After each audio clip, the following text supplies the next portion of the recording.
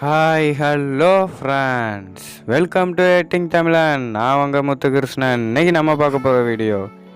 இப்போ நீங்கள் டிஸ்பிளேல பார்க்குற மாதிரி ஒரு வாட்ஸ்அப் ஸ்டேட்டஸ் எப்படி கிரியேட் பண்ணுறது தான் பார்க்க போகிறோம். இந்த வீடியோக்கு பயன்படுத்தின எல்லாத்தோட லிங்க்கும் பார்த்தீங்கன்னா கீழே டிஸ்கிரிப்ஷனில் கொடுத்துருக்கேன். வேணும்னா இப்போ செக் பண்ணி பாருங்கள். அதை எப்படி டவுன்லோட் பண்ணுறது பார்த்தீங்கன்னா அதுக்கு தனியாக ஒரு வீடியோ போட்டிருக்கேன். அந்த வீடியோட லிங்க்கும் பார்த்தீங்கன்னா கீழே டிஸ்கிரிப்ஷனில் இருக்குது. அதை பார்த்துட்டு வந்து நீங்கள் டவுன்லோட் பண்ணிங்கன்னா உங்களுக்கு வந்து ஈஸியாக இருக்கும். ஸோ இந்த வீடியோ பிடிச்சிருந்துச்சின்னா நீங்கள் லைக் பண்ணுங்கள், கமெண்ட் பண்ணுங்கள், உங்கள் ஃப்ரெண்ட்ஸோட வந்து ஷேர் பண்ணிக்கோங்க. இப்போ வாங்க இதை எப்படி கிரியேட் பண்ணுறதுன்னு பார்க்கலாம். அதுக்கு முன்னாடி நம்ம சேனலை நீங்கள் இன்னும் சப்ஸ்கிரைப் பண்ணலன்னா மறக்காமல் சப்ஸ்கிரைப் பண்ணிக்கோங்க.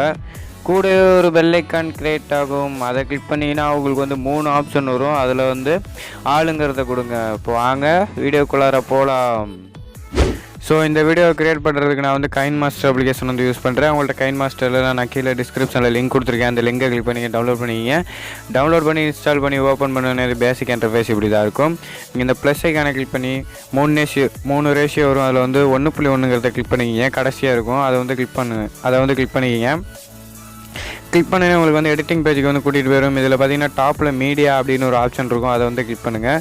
கிளிக் பண்ணிவிட்டு பேக்ரவுண்டுக்கு போய்ட்டு ஒரு பிளாக் கலர் பேக்ரவுண்டை வந்து செலக்ட் பண்ணிக்கிங்க. எந்த கலர் வேணாலும் செலக்ட் பண்ணிக்கிங்க. நான் வந்து பிளாக் கலரில் செலக்ட் பண்ணியிருக்கேன். ஸோ அந்த பேக்ரவுண்டை கிளிக் பண்ணி நீங்கள் வந்து நான் வந்து 20 செகண்டுக்கு ட்ராக் பண்ணிக்கிறேன். உங்களுக்கு எத்தனை செகண்ட் வருமோ அத்தனை செகண்டுக்கு நீங்கள் ட்ராக் பண்ணிவிட்டு டிக் பண்ணிடுங்க. ஸோ இப்போ பார்த்தீங்கன்னா லேயர்னு அப்படின்னு ஒரு ஆப்ஷன் இருக்கும். அதே சர்க்கிளில் அதை வந்து கிளிக் பண்ணுங்கள். கிளிக் பண்ணிவிட்டு பார்த்தீங்கன்னா அதில் இவ்வளோ இது பாப்பப் வந்து ஓப்பன் ஆகும். அதில் வந்து மீடியா அப்படிங்கிறது ஒன்று இருக்கும். அதை வந்து கிளிக் பண்ணுங்கள். ஸோ கிளிக் பண்ணவுடனே நீங்கள் எடிட் பண்ண வச்சுருக்க ஃபோட்டோ வந்து செலக்ட் பண்ணிக்கிங்க. கொஞ்சம் வெயிட் பண்ணுங்கள், நான் வந்து செலக்ட் பண்ணிக்கிறேன். ஸோ நான் வந்து இந்த ஃபோட்டோ வந்து செலக்ட் பண்ணியிருக்கேன். இது பார்த்தீங்கன்னா சின்னண்டாக இருக்குது. நம்ம எப்படி ஃபுல்லாக மாற்றுறதுன்னு பார்த்தீங்கன்னா அந்த கட் ஆப்ஷனுக்கு அடுத்து ஒரு பாக்ஸ் மாதிரி ஒரு ஐக்கான் இருக்கும். அதை வந்து கிளிக் பண்ணுங்கள். கிளிக் பண்ணிவிட்டு ஃபுல்லுன்றதை கொடுத்துட்டு இது பார்த்தீங்கன்னா மேலேயும் கீழே அட்ஜஸ்ட் பண்ணிங்கன்னா உங்களுக்கு வந்து அட்ஜஸ்ட் ஆகும். நீங்கள் வந்து கீழே அப்படி அட்ஜஸ்ட் பண்ணிக்கிங்க. அட்ஜஸ்ட் பண்ணிவிட்டு இதையும் பார்த்தீங்கன்னா அந்த வீடியோவுக்கு தகுந்த மாதிரி வந்து ட்ராக் பண்ணி விட்ருங்க. ட்ராக் பண்ணிவிட்டு டிக் பண்ணிடுங்க. ஸோ பார்த்தீங்கன்னா லேயர் அப்படின்னு ஒரு ஆப்ஷன் இருக்கும். அதை கிளிக் பண்ணி மீடியா அப்படிங்கிறத வந்து கிளிக் பண்ணுங்கள்.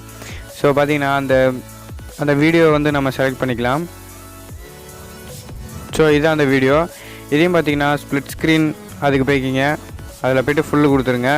அப்படியே கீழே ஸ்க்ரால் பண்ணிங்கன்னா குரோமா கீ அப்படின்னு ஒரு ஆப்ஷன் வரும். அந்த குரோமா கீயை வந்து கிளிக் பண்ணிவிட்டு எனேபிள் பண்ணுங்கள். ஸோ இங்கே பாருங்கள், கீ கலர் வந்து க்ரீன் கலரில் இருக்கா அப்படின்னு செக் பண்ணி பார்த்துட்டு டிக் கொடுத்துருங்க. ஸோ இதில் கொஞ்சம் அட்ஜஸ்ட்மெண்ட் பண்ணிக்கிங்க. நீங்கள் கொஞ்சம் அட்ஜஸ்ட்மெண்ட் பண்ணிக்கிங்க. ஸோ இப்படி அட்ஜஸ்ட்மெண்ட் பண்ணுறதுனால அந்த கரெக்டாக அந்த கோடெலாம் நல்லா அழகாகவே தெரியும். ஸோ நான் அட்ஜஸ்ட்மெண்ட் பண்ணிவிட்டேன். இப்போ வந்து டிக் பண்ணிடலாம். ஸோ இதோட இன்னொரு பிஎன்ஜி இமேஜ் வந்து ஆட் பண்ணிக்கலாம். அதனால் லேயரை கிளிக் பண்ணி மீடியா அப்படிங்கிறத வந்து கிளிக் பண்ணிக்கிங்க. கிளிக் பண்ணிவிட்டு ஸோ உங்களுக்கு பிடிச்ச அந்த இமேஜ் அந்த லெட்டர்ஸை வந்து செலக்ட் பண்ணிக்கிங்க. நான் வந்து செலக்ட் பண்ணிக்கிறேன்.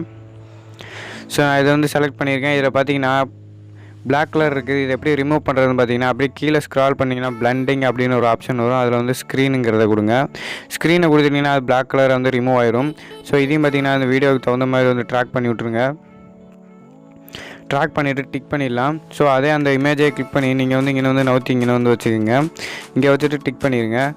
ஸோ இப்போ லேயர்னு ஒரு ஆப்ஷன் இருக்கும். அதை கிளிக் பண்ணி மீடியா அப்படிங்கிறத வந்து கிளிக் பண்ணிக்கிங்க. ஸோ இப்போ வந்து பார்டர் இமேஜ் வந்து ஒன்று ஆட் பண்ணலாம்.